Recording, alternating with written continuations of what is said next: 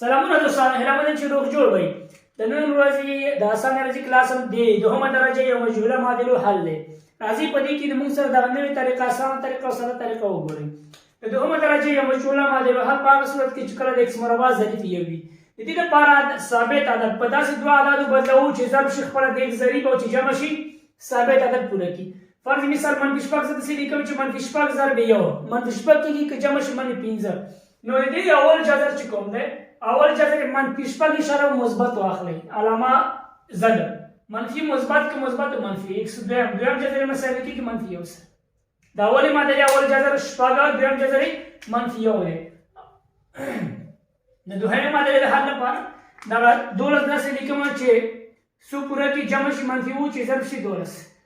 درې په څلور کې 12 کېږي. که منفي ونیسم بیا مثبت 12 جمع شي منفي اووه. نو اول جذر اکس یک مساوي کېږي څلور او اکس دو مساوي کېږي 3. دلته علامه منفي ده، دلته مثبت، دلته منفي دلته مثبت. دغې معادلې د حل لپاره، د درېیمې معادلې د حل لپاره دغه 18 داسې لیکم چې 3 ضرب شپږ 18 کېږي. علامې به منفي ونیسو ځکه چې ضرب شي مثبت 18 باید پوره کړي او که جمع شي منفي 9. نو اول جذر چې دی اکس یک مساوي کېږي، اکس یک اول جذر مساوي کېږي، د دې علامه منفي ده، دلته مثبت. اکس دو دویم جذر مساوي کېږي منفي مثبت.